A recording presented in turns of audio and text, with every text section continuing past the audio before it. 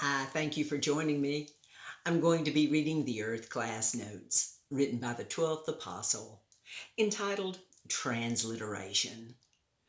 The process of transliteration is best described in taking the meaning from a written record, including the time, context, and setting in which it was written, as well as the writer and the circumstances at that time.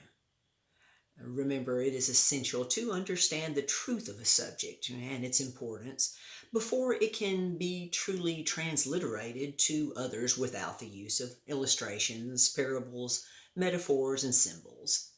A transliteration is the process by which this is done.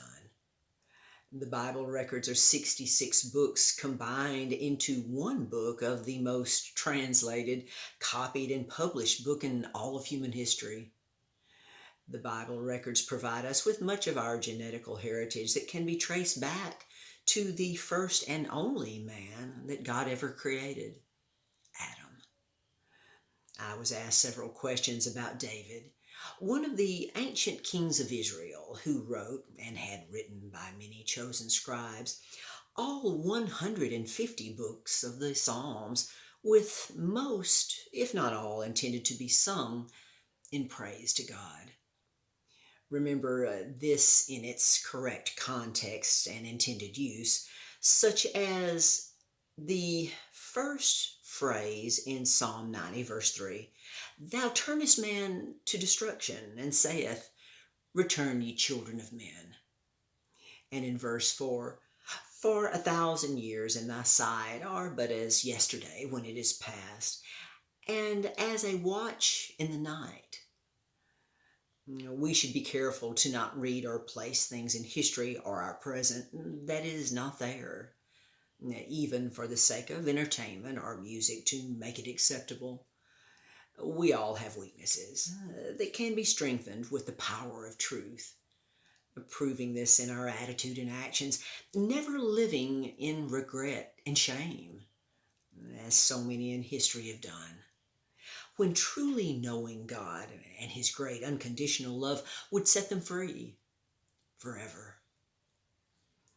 All of the great host of heaven are focused upon these earth classes that have caused so many good and important things to occur in the spirit realm, to the glory and joy of our great God.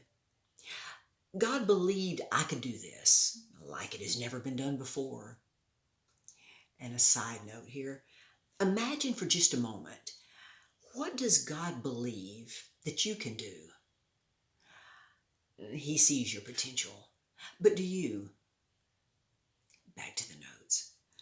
May all souls everywhere increase their love for one another, regardless of how some wrong-thinking people are behaving here.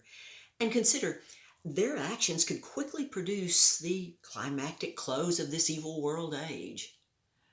The very climactic close the 11th Apostle John wrote about in the last book of the Bible, the Revelation, that climactic close called Armageddon. Remember, there are only right and wrong ways to think, thus our need to learn how to rightly think.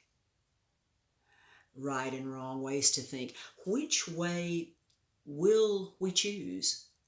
May we choose wisely. Until next time.